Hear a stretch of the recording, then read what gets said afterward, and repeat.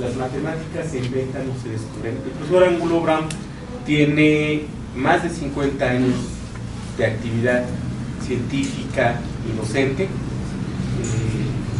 bueno, con esta amplia experiencia, él nos va a tratar de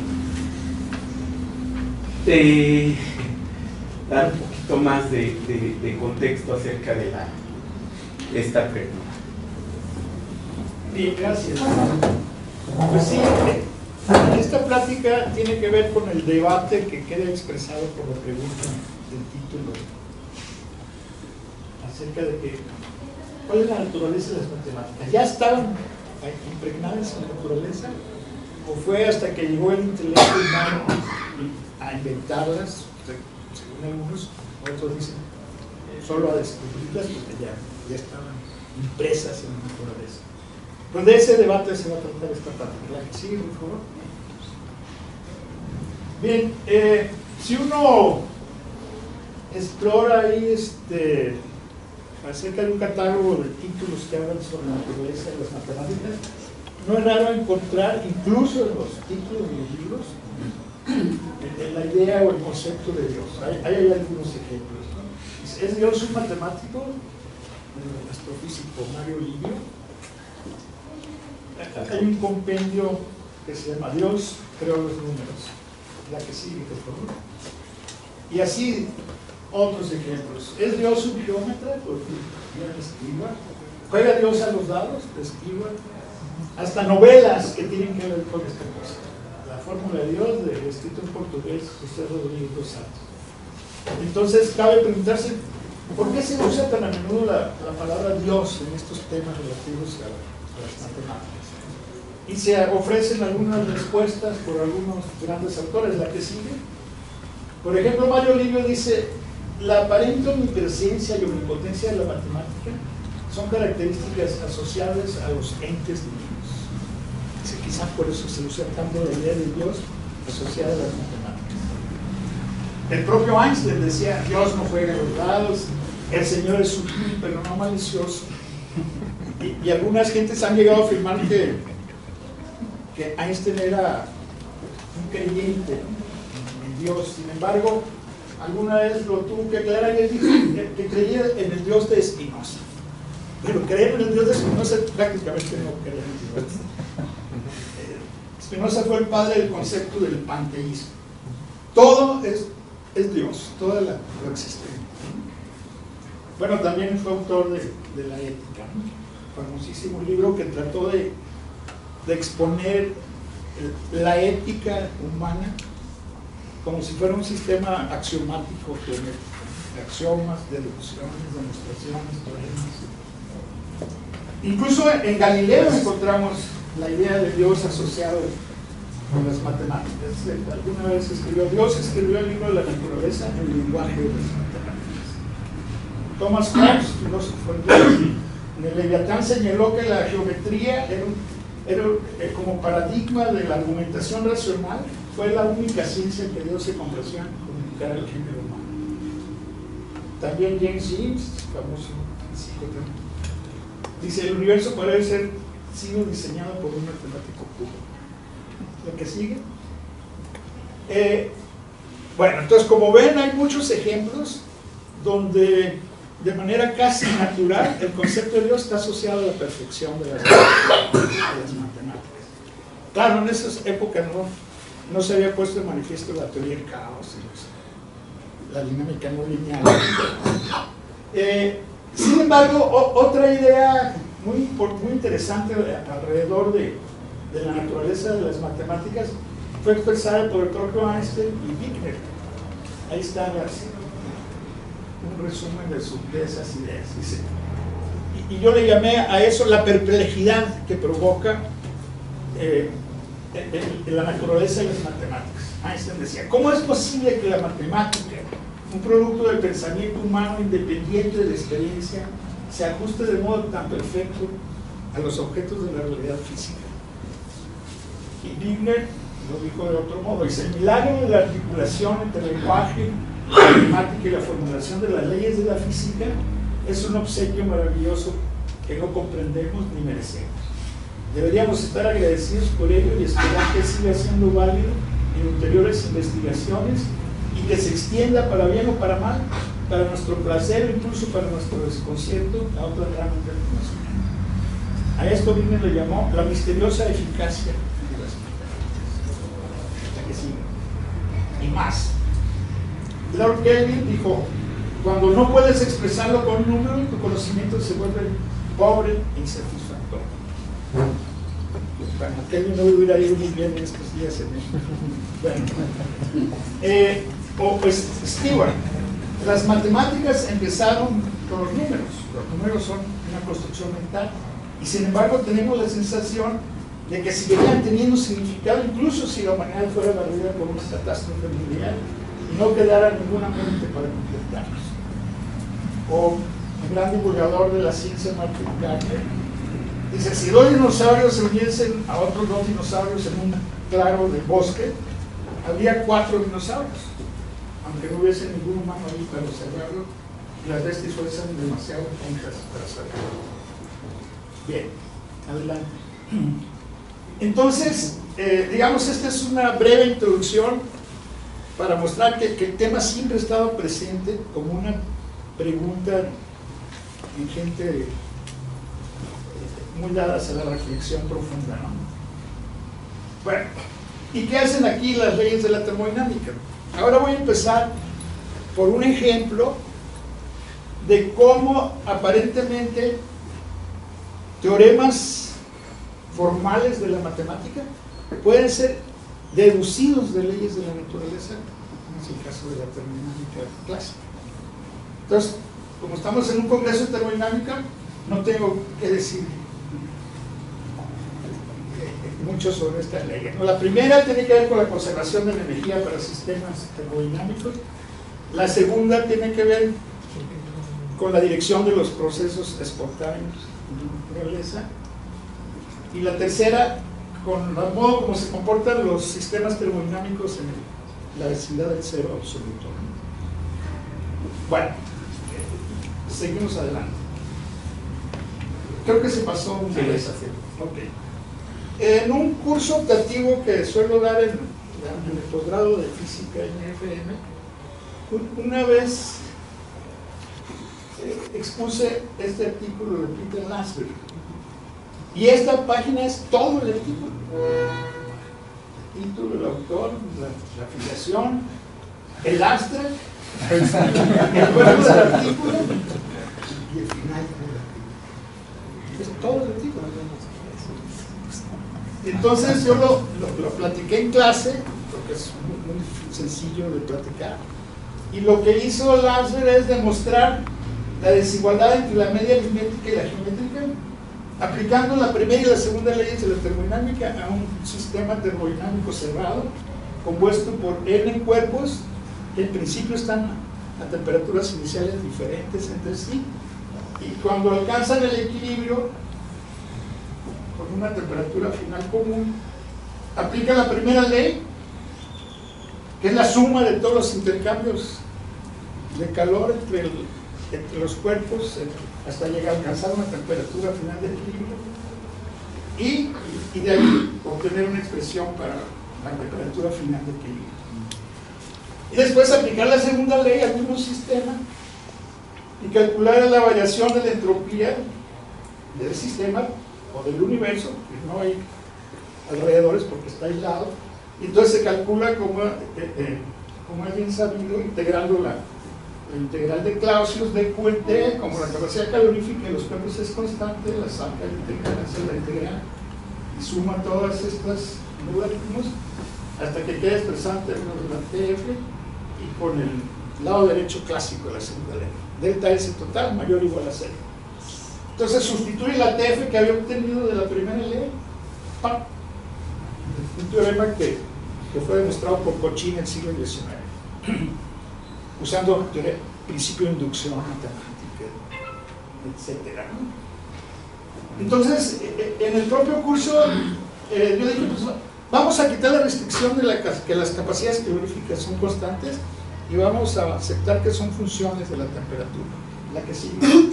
Entonces propusimos primero una capacidad calorífica que fuera de este modo, con la temperatura elevado a un real m, por una constante a. Y de nuevo hicimos el mismo procedimiento. N cuerpos metidos en un sistema cerrado que pueden interactuar todos contra todos, aplicamos la primera ley y llegamos a expresiones equivalentes a la de Lancer, pero para exponentes arbitrarios con ciertas restricciones, por ejemplo, que en este caso sea diferente a menos 1, y cuando es 1, la temperatura final es de este número. Segundo paso es aplicar la segunda ley. La que sigue, por favor.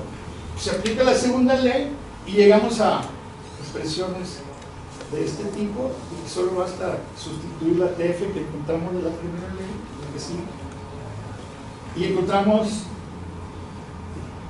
desigualdades algebraicas, algunas muy bien conocidas en la literatura y otras no tanto. Aquí está la de Lancer para m igual a 0, esa capacidad calorífica constante. Aquí está para un inverso de la temperatura, que es como la de Lancer, pero con los inversos. Aquí quedó al revés. Sí. Pero lo interesante fue llegar a esta ya. Y por el mismo procedimiento. Si observamos con cuidado esta última desigualdad, la que sigue, inmediatamente salta a la vista que tiene que ver con el concepto de normas. Bueno, la definición de un vector en un espacio vectorial B que tiene n componentes, se define la norma P por esta expresión, que para el caso de P igual a 2, pues es el teorema de Pitágoras. Y entonces existe un teorema de la teoría de normas, pero que también aparece en análisis funcional y otras áreas de la matemática, que es, en su versión más simple, es la famosa desigualdad del triángulo. Es decir, x más y menor a la suma de los catetos es mayor al tamaño del ectotenos. Bien, pero eso se puede generalizar a cualquier número de dimensiones siempre y cuando sea finito. Y el teorema es básicamente eso: es si P mayor que Q mayor que 0, entonces se cumple que la norma en el espacio P es mayor en el Q y a su vez mayor que P, siempre y cuando se pueda meter una constante C que no es arbitraria. La menor constante que le da validez a este teorema se expresa así. Y también la demostración matemática voy a decir que es sofisticada. Sin embargo, la que sigue, de hecho, hay un profesor que trabajó en FM por mucho tiempo. Él era de origen polaco y era un gran topólogo, era muy respetado en la escuela, Bibelstein, y en sus notas escribió este comentario acerca de ese teorema de equivalencia de normas. Este es uno de los teoremas más importantes de la teoría de normas, pues permite trabajar los conceptos de convergencia, continuidad y otras propiedades importantes de manera indistinta entre diferentes normas. La que sigue. Bueno, aquí son ejemplos de espacios de dimensión pequeña, ahorita les voy a utilizar para otro fin, la que sigue. Y este también lo voy a utilizar como un ejemplo que voy a demostrar enseguida. Bueno, mejor voy a irme para atrás, por favor, Luis. Porque este teorema, con C igual a esto, ¿te vas uno para atrás, por favor? Es idéntico a esta expresión. Entonces, este es el mismo teorema que está en la otra. ¿Lo vemos? Sí. Ajá. Y acá fue encontrado por el procedimiento simplón de Lancer. Entonces, el mensaje que están mandando estos pequeños cálculos, tú puedes, con leyes de la naturaleza, que en principio fueron empíricas, después se formalizaron, puedes encontrar verdades rigurosas de teoremas matemáticos. Entonces, nosotros diríamos, es un caso de descubrimiento de una propiedad matemática más que un invento del intelecto humano. Adelante vamos a ver más casos. Y de pasada, aquí, nos permitió resolver un problema que aparentemente no estaba bien aclarado en la literatura. Uno sabe que cuando uno pone en contacto dos cuerpos de temperatura T1, T2 y de capacidad calórica C1, C2, la temperatura final de equilibrio es una fórmula muy sencilla, ¿no? C1, T1 más C2, T2 entre C1 más C2. Y la pregunta es, ¿qué pasa si lo que tú pones en contacto son dos gigantes, dos almacenes térmicos enormes? ¿Cuál es la definición de almacén térmico? Es un cuerpo con tanta masa, capacidad calórica tan grande, que cuando se pone en contacto con cualquier otro cuerpo, siempre el equilibrio, domina el equilibrio térmico y gana la temperatura del almacén. Pero ¿qué pasa si pones dos baños? O sea, los dos son suficientemente grandes que también suele tomarse un baño como para todo fin práctico con capacidad calorífica infinita, ¿no? Entonces, si aplicas la fórmula esta de las capacidades caloríficas Simplona que mencioné hace un momento, para almacenes térmicos, ¿qué va a ocurrir con la ecuación esa? Pues infinito arriba, infinito abajo. Entonces, se llega a una indeterminación de la temperatura final. ¿Qué almacén gana? Bueno, mediante el uso de estas propiedades de los espacios normados, aquí se multiplica por T más, ponemos la T del almacén más grande, aunque por poquito que sea mayor a la otra, y entonces calcula la temperatura final usando la norma apropiada, y el resultado es que sí va a haber un equilibrio, y la que va a ganar va a ser la temperatura mayor en la competencia almacén contra almacén. Estamos hablando pues, de objetos con grandes capacidades calóricas. Entonces, aparentemente esta propiedad permite discernir cuál es el almacén ganador, por decirlo así, cosa que aplicando las ecuaciones tradicionales lleva a una indeterminación, la que sigue. Bien, entonces una vez que he puesto estos ejemplos, pues yo creo que queda claro que hay propiedades, hay verdades matemáticas que pueden ser deducidas desde las leyes de la naturaleza, desde las leyes físicas, por ejemplo. Cuando Lanza publicó ese pequeño artículo de una hoja, hubo una sucesión como de 10 artículos en la misma revista, que fue el Physics Letters A, donde hubo un debate muy fuerte entre matemáticos y físicos.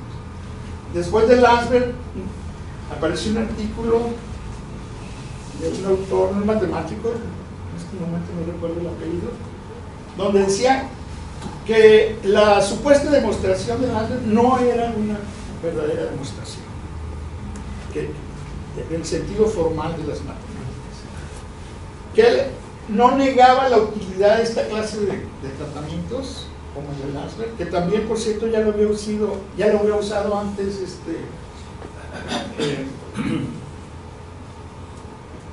un profesor muy famoso a principios del siglo XX en Alemania. Bueno, ahora no me alcanza la memoria. David Hilbert. No, Hilbert era un físico. Sommerfeld ya había utilizado estas propiedades termodinámicas para encontrar ciertas propiedades matemáticas. Entonces, aunque Lanza parece ser que lo descubrió independientemente de Sommerfeld, pero Sommerfeld ya tenía un ejercicio en uno de sus tantos libros de texto donde aparecía una solución de este tipo. Abriatia, sería el matemático, dijo que eso era una demostración. Entonces, pero luego vino la respuesta de otros grupos de físicos, Sidou y otros, donde decían que era totalmente legítimo llegar a verdades de matemáticas puras a través de las leyes de la física. Bueno, podemos decir que ese debate todavía no ha terminado. Y eso lo vamos a ir viendo un poco después. Aquí hay otro ejemplo de la que sigue,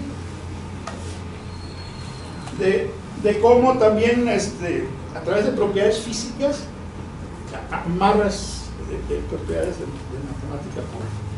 Por ejemplo, aquí tengo 4 casos de ciclos de Carnot dibujados en distintos planos de trabajo: el PV para un gas ideal, el FL para un alambre elástico, el sigma área para una película delgada, o este PV para un sistema de 2 fases. Pero ¿qué pasa cuando dibujamos estos y todos los otros ciclos de Carnot provenientes de cualquier plano de trabajo en un diagrama temperatura-entropía? Pues se vuelve un rectángulo. Y ese rectángulo en 2 líneas se demuestra que tiene una eficiencia independiente de la sustancia de trabajo. Entonces, la forma del rectángulo de Carnot en el plano TS es universal, porque todos los otros dibujos se tienen que hacer así en el plano TS. Entonces, la que sigue, eso lo que significa es que el jacobiano de las variables del plano de trabajo con respecto a las variables del plano calórico, si se calcula con este pequeño cálculo que está aquí, se puede mostrar fácilmente que este jacobiano vale 1, y por lo tanto también es equivalente a esta relación de Maxwell que está ahí. ¿Y qué significa geométricamente que el jacobiano entre variables del plano de trabajo y variables del plano calórico sea 1? Lo que significa que hay preservación de áreas. Pero la preservación de áreas, ¿de dónde viene? De la primera ley de la termodinámica. Entonces, una propiedad establecida por la conservación de la energía se convierte en una propiedad geométrica descrita por los jacobianos, la que sigue. Ahora, pero no todas las pares de variables tienen jacobiano igual a 1, solo aquellas cuyo producto entre sí tiene unidades de energía, PV, TS. Y si te extiendes el sistema termodinámico a más grado de libertad, y aparte del trabajo hidrostático añades el trabajo magnético, entonces ahora aparecen 2 jacobianos que preservan el área: el de PV con respecto a TS y el de HM con respecto a TS también. Y entonces de ahí puedes sacar un método para contar relaciones de Maxwell válidas en cualquier sistema termodinámico. La que sigue. Aquí hay otros ejemplos donde se cumple eso. Bueno, eso lo publicamos en el artículo de enseñanza en European Journal of Physics, pero no voy a entrar en más detalles. Pero la idea es esa. El principio de conservación de la energía se vuelve una propiedad geométrica de preservación de áreas, y la preservación de áreas pues es un caso del teorema del Green en el plano, y salen muchas propiedades matemáticas derivables de un principio físico. Lo que sigue. Bueno, más ejemplos donde se puede decir que la matemática ya estaba esperando ahí impregnada en la naturaleza por ser descubierta, y es el tema de la geometría fractal, que como todos saben, la exposición primigenia de la geometría fractal en forma organizada y formal se debe a Mandelbrot, aunque también se sabe que ya desde principios del siglo XX se habían descubierto objetos geométricos con propiedades de autosimilaridad tan extraños que algunos le llamaban los monstruos matemáticos. La que sigue. ¿Y qué fue la geometría fractal después de todo? Sino la generalización de la autosimilaridad que hay en objetos euclidianos. Un segmento de recta es autosimilar con cualquier pedazo del segmento de recta, y si yo lo divido en 4 partes, entonces la razón es 1/4 y se cumple esta simple relación, que n veces el cachito da el todo en una dimensión, pero también en 2, n veces el cuadrito da el todo, o n veces el cubito da el todo. Esta no es más que una generalización de estas 3 ecuaciones, pero donde D no es un entero. Por ejemplo, cuando se construye la curva de Koch, dividiendo un segmento en tres, borrando el segmento del medio, construyendo un triángulo equilátero en el medio, y así sucesivamente se va generando un objeto que después de 4 o 5 iteraciones muestra muy espectacularmente la idea de autosimilaridad. Cualquier pedazo del objeto es reminiscente de todo el objeto, y se puede hacer con triangulitos, pero también con cuadritos, o incluso de tal forma que se llene el plano por completo, en cuyo caso se regresa al caso euclidiano de dimensión igual a 2. Bueno, pero ¿dónde estaban estos objetos autosimilares? Pues la naturaleza está llena de ellos, la que sigue. Por ejemplo, hay muchos fenómenos de la naturaleza caracterizados por ruido blanco, o sea, señales de eventos descorrelacionados, cuya potencia espectral es horizontal. Pero también hay movimientos o señales de fenómenos débilmente correlacionados, o con correlaciones de corto alcance, que es el movimiento browniano. O un caso mucho más interesante, que es el llamado ruido 1F o ruido rosa o flicker noise, donde hay correlaciones de todas las escalas, cortas, medianas y largas. Hay gente que ha pensado que si en un principio el planeta estaba lleno de ruido térmico nada más, la pregunta es cómo se fueron dando fenómenos que se comportaban con un ruido donde las correlaciones aparecieron en todas las escalas. Bueno, la verdad no se sabe, pero lo que sí se sabe es que hay un montón de fenómenos de la naturaleza, incluyendo fenómenos biológicos, cuya firma de performance, voy a decir, es el ruido 1N. Por ejemplo, el interlatido cardíaco para un joven clínicamente sano tiene un comportamiento de la frecuencia con una exponente en el plano espectral igual a 1. Y cuando alguien empieza a envejecer o tiene un infarto, etc., empieza a degradarse este comportamiento, que es señal, según muchos autores, de algo que está funcionando como debe de ser. La sismicidad, por ejemplo, también tiene una tendencia a comportarse como según un ruido, un NF, y muchos otros fenómenos. Entonces, todas estas series de tiempo tienen propiedades fractales. Un cacho de sí misma es reminiscente del todo, tanto para cualquiera de estos casos con diferente exponente fractal, la que sigue.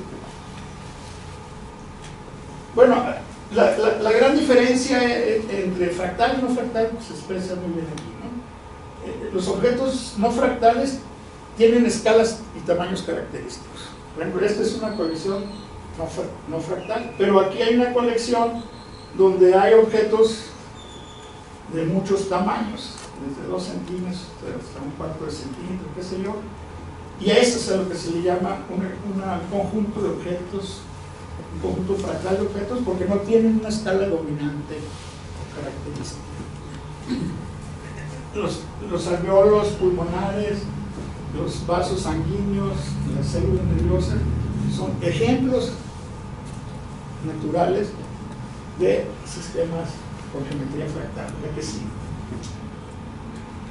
Bueno, la sismología también es un fenómeno que ocurre en la corteza terrestre, y la corteza terrestre justamente es un objeto fractal, porque hay desde polvos microscópicos o micrométricos hasta placas tectónicas de miles de kilómetros. Entonces, cuando uno hace estadísticas de fenómenos sísmicos, el número de décadas que puede poner uno en el eje horizontal va desde 10 a la menos 6 hasta 10 a la 12, son como 12 intervalos. Y lo que tienen en común las leyes empíricas de la sismología es que son todas leyes de potencia, justo como las expresiones fractales. a la que sí. Y el hecho de que tengan ese comportamiento tipo ley de potencia, aquí está una gráfica de ley de Wittenberg para la costa mexicana, el Pacífico, desde un umbral muy grande, desde 4, pero se puede extender hasta por acá, o una típica rodilla que aparece en todas las catálogos del mundo. Esta rodilla ocurre más o menos a la altura de los signos de magnitud 7.5, y lo único que quiere decir es, esta rodilla es que signos menores a 7.5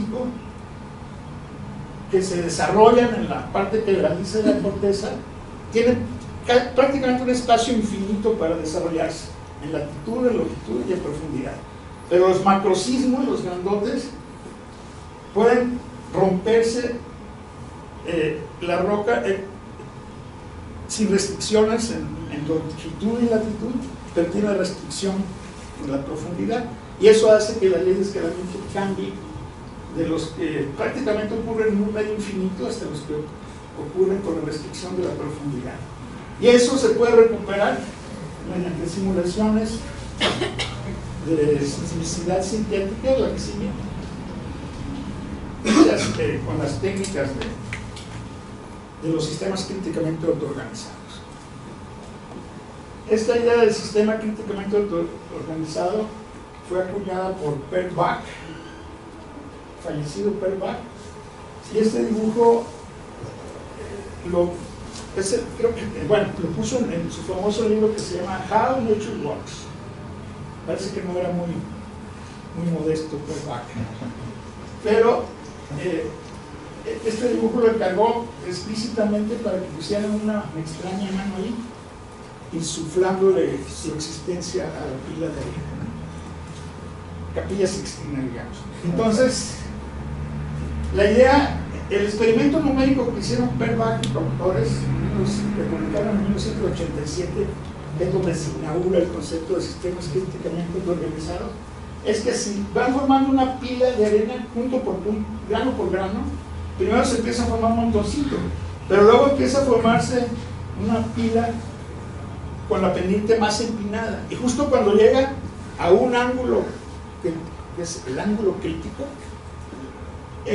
cada vez que se arroja un nuevo grano se produce una avalancha, y cuando se hace la estadística de las avalanchas resulta que cumple con una ley de Gutenberg, es decir, muchísimas avalanchas pequeñas, menos medianas y mucho menos catastróficas, pero ninguna está prohibida y solo modulada por el tamaño finito del sistema total, como ocurre justamente con los sismos.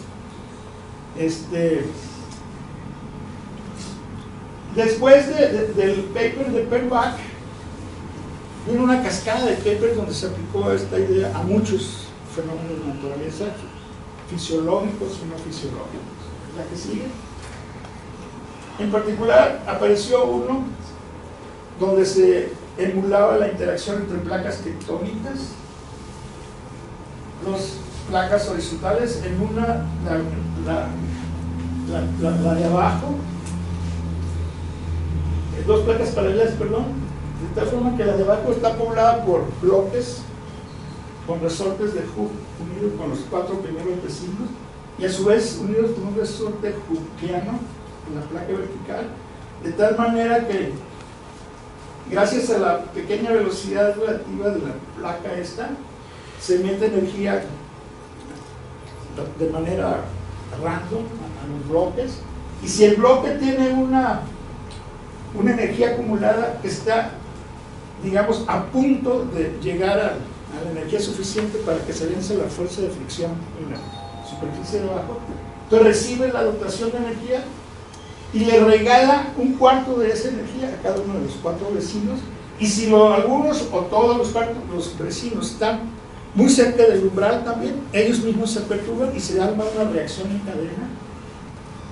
Cuando ya no hay ningún vecino perturbable, ahí se termina el evento, y el área de los bloques perturbados te da la magnitud, el logaritmo de esa área es la magnitud de tu sismo, entre comillas, ¿no? Y cuando haces la estadística del número de sismos contra el tamaño de los sismos, sale la ley de Gutenberg. Entonces es un buen sistema emulador de esa propiedad estadística de la simplicidad del mundo real. Y todo no es más que un juego de leyes de Hooke, donde el tamaño de las perturbaciones depende de las propiedades elásticas de los resortes, que son diferentes para los que van en X, los que van en Y, y los verticales, que son los resortes L. Es curioso que cuando se toma el caso simétrico y todas las constantes se igualan,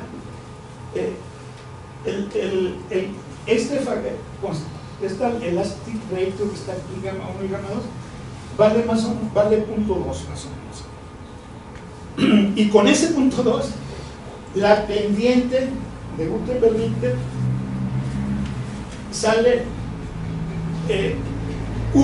menos 1, que es muy aproximadamente la del mundo real. Entonces, como un modelo tan simplón, pero que tiene la propiedad de estar críticamente organizado, emula razonablemente la estadística de los signos del mundo real. Nosotros en particular, el año pasado, como parte de una tesis doctoral de la escuela, publicamos un artículo donde mostramos que la ordenada en el origen de la ley de Gutenberg-Richter y la pendiente están positivamente correlacionadas. Después de 80 años de Gutenberg-Richter, esa propiedad había pasado desapercibida. Y nos peleamos bastante con los sismólogos, porque le mandamos a un journal de sismología, pero la ganamos y ya es público. Y dijimos, se porta esto como una escalera en una pared. Si la paras mucho, sube el ordenado de origen y crece la pendiente. Si la cuestas, baja el ordenado de origen y baja la pendiente. Claro, si fuera muy baja el ordenado de origen y pegara por acá, los sismos máximos característicos serían enormes. Entonces no sería bueno para la estabilidad de la corteza terrestre. Tampoco sería bueno para la estabilidad de la corteza terrestre que estuviera muy parada la ley de Gutenberg, porque los sismos máximos serían pequeños. Entonces habría un superávit de energía en la corteza que viene del magma, del manto, que tarde o temprano tendría que desahogarse por algo súper catastrófico. Entonces yo siempre he tenido la idea que el -1 fue un proceso de optimización de larguísimo plazo de la geología del planeta. Y andamos en eso todavía, buscando cuál es la función que se optimiza. Pero ahorita tenemos en prensa un artículo donde añadimos evidencias adicionales de que la corteza terrestre es un sistema críticamente organizado. Agarramos un diagrama publicado por Kanamori, que es un patriarca de la sismología en Caltech, que falleció recientemente, que le llamamos el diagrama de Kanamori, donde se muestra que si se grafican las velocidades relativas en zonas de subducción desde 2 centímetros por año hasta 11.1 centímetros por año, contra la edad de las placas, 20 megaaños para Chile, hasta 150 megaaños para las Marianas, aparece un patrón de sismos máximos característicos, de tal forma que Chile puede dar 9.5, y así, y Marianas sus máximos son de 7.2. Entonces, cuanto más gastadas están las placas, más viejas, menos son, de menos tamaño son los ciclos, los eventos máximos. Entonces, con esta misma idea del Spring Block ese, le añadimos al autómata celular de Olami una nueva característica de cómo involucrar la velocidad, cómo aumentar la velocidad relativa, y encontramos una idea para hacerlo y funcionó perfecto, y reprodujimos el artículo, el diagrama de Kanamori del mundo real, pero también añadimos en el artículo que también eso lo tienen las lijas deslizándose en una mesa, o sea, un bloque con lija sobre una pista con lija, jalado con un cable de pescador, jalado por un motorcito abajo, va metiendo energía en el sistema y va produciéndose una serie de episodios de deslizamiento que cumplen con la ley de Gutenberg-Richter. El número de eventos contra la amplitud de los deslizamientos, y cumplen con el diagrama de Kanamori también.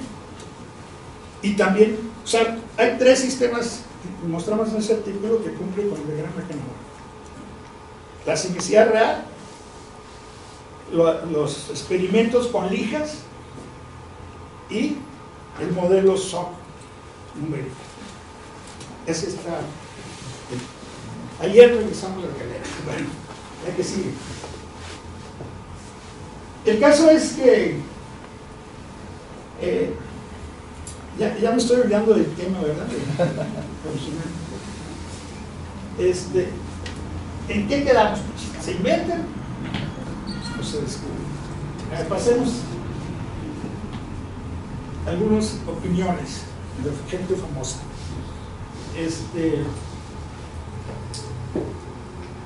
Hagámonos estas preguntas. ¿Tiene la matemática una existencia independiente de la mente humana? ¿Por qué los conceptos matemáticos son aplicables mucho más allá del contexto en el que se desarrollaron originalmente?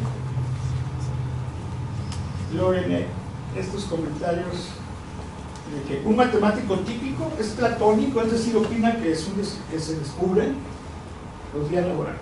Y formalista, es decir, que piensa que es un invento de los humanos. Dice, Hardy era un platónico. Creo que la realidad matemática reside fuera de nosotros, dijo Hardy.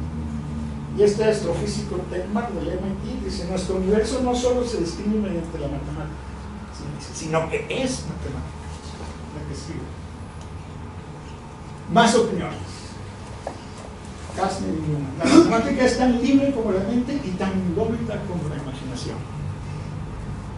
Richard Hardy. La matemática ha sido fabricada por el hombre y es por tanto susceptible de ser continuamente alterada por él.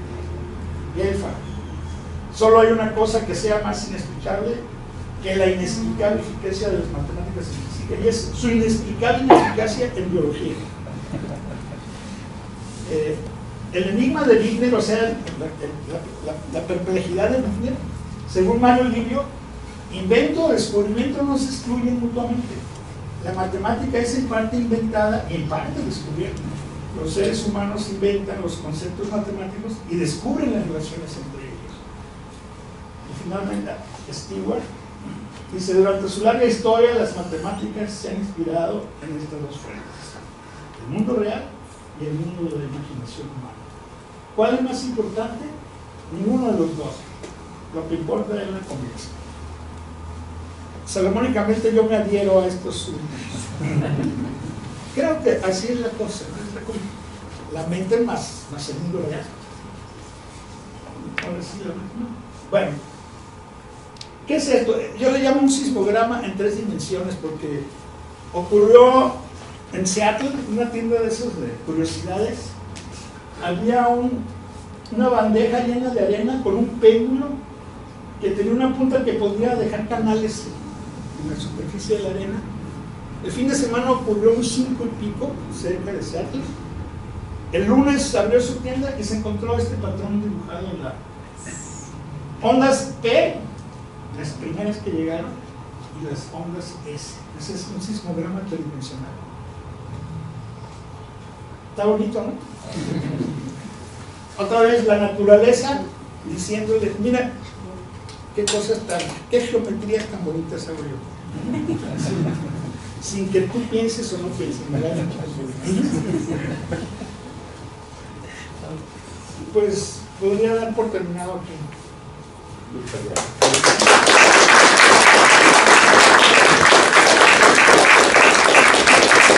¿Preguntas? A ver, atención. Yo quería decir nada más que me recordó una de las películas. ¿De las galletas? Entonces es un buen diseño para galletas.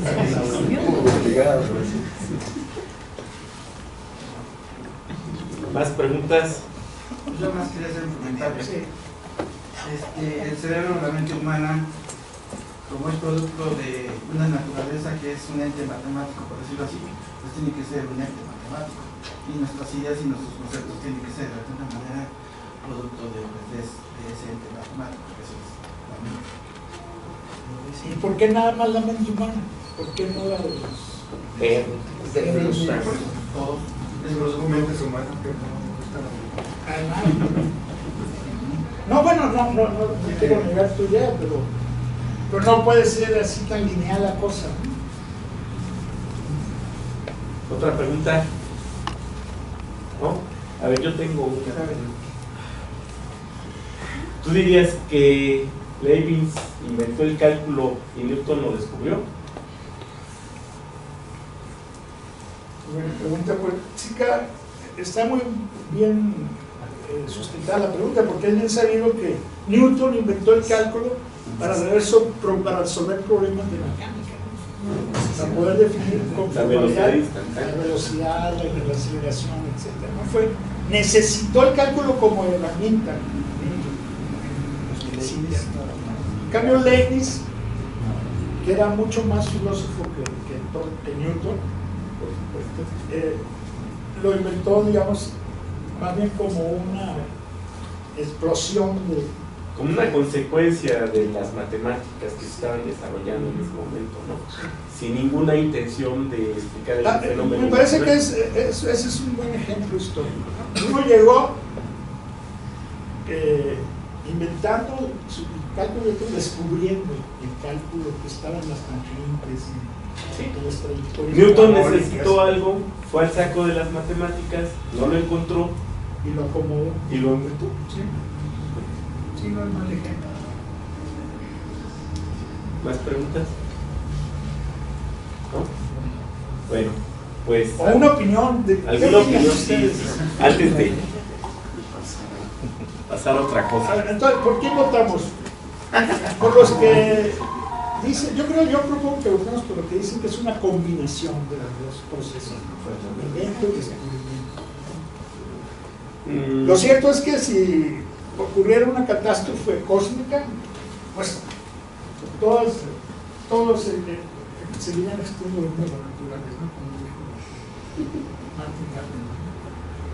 No, pues la naturaleza seguiría existiendo, ¿no? Pero para mí lo que pasa es que la naturaleza pone retos.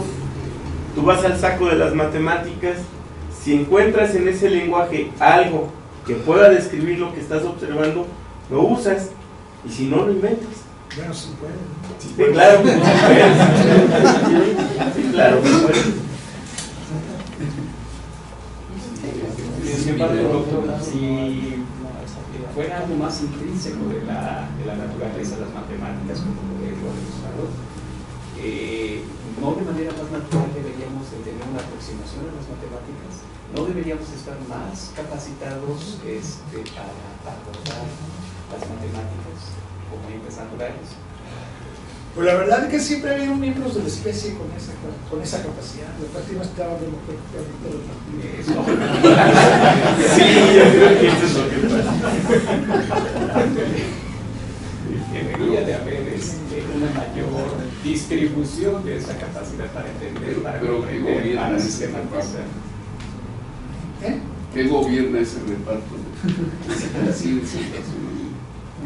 Pues parece que la genética, Parece. incluyendo su azar, ¿no? Es pensar que yo nací para incluyendo las mutaciones al azar. No, de hecho los rusos, por ejemplo, ¿cómo se volvieron buenos matemáticos? Pero no todos los rusos, no creo que Putin sea un gran... No. Tampoco,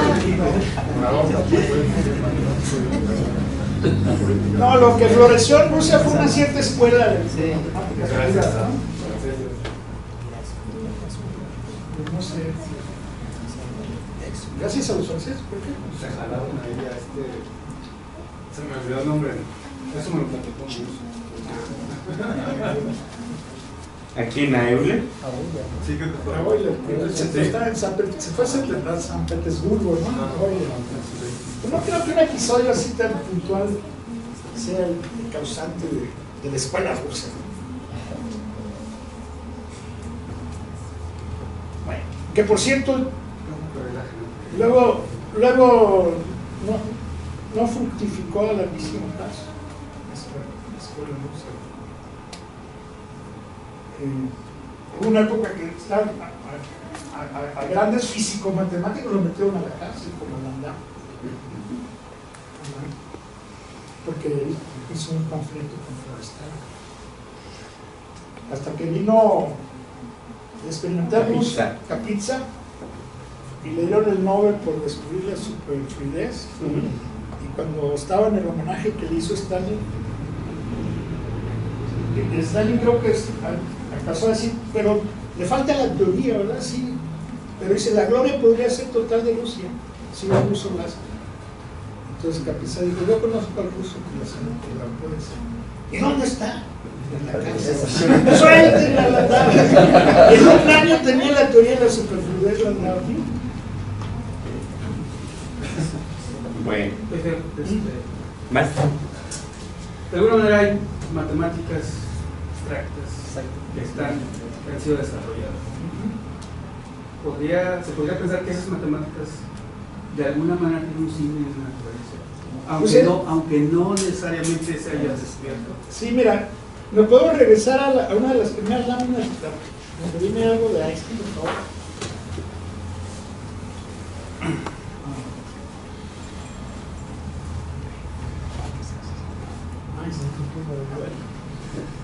Esa.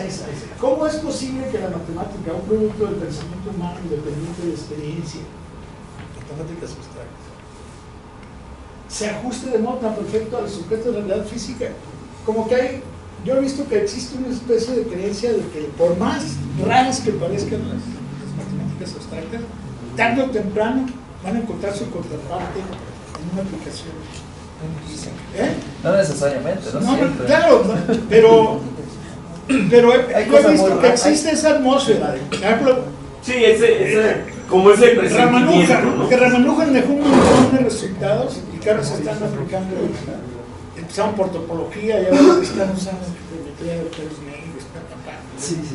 Pero hay espacios muy por ahí va absurdos. la observación de Einstein, ¿no? Dice, ¿cómo algo así que es nada más de la mente termina teniendo una contraparte en la realidad física? O sea, por ejemplo, la geometría de diferencial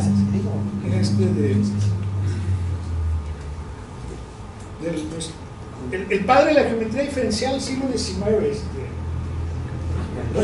Riemann. Nunca soñó Riemann que su geometría iba a ser la herramienta de la relatividad general. Más bien lo que pasa es que todavía hay muchos fenómenos que no hemos observado, ¿no? Pero es que las matemáticas... Pero hay más fenómenos que matemáticas. Pero es que las matemáticas pueden ser infinitas, se te puede ocurrir el espacio más absurdo y rebuscado. Sí, ¿crees que las matemáticas pueden ser infinitas? Casi. ¿Más que la naturaleza? Es que esa es la pregunta, si hay una relación uno a uno entre las cosas. Y solamente tratando de encontrar algo que contradiga lo que dices de que es algo genético, el concepto mismo aceptado de que los mayas introdujeron el cero nos hace mejores o peores. ¿Cómo es que ellos con sus limitaciones, no con esa escuela convencional de matemáticos, pudieron tener algo que aportar? Sí, pero fue un logro espectacular. Pero no trascendió porque era una isla. Toda América era una isla. Además así exploraron objetos del sistema solar, pero no fueron capaces de tener una cosmología racional. No sabemos porque no hay registros, pero Yo sé que sí. No hay registros. Pues yo le pregunté un día a este astropaleontólogo, ¿cómo se llama? A Galindo, que si los aztecas, los mayas tenían cosmologías, eran episodios interesantes.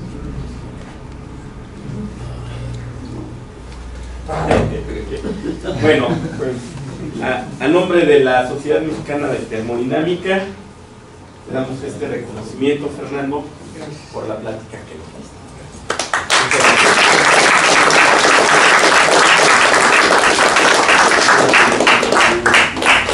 Igualmente, la Sociedad Mexicana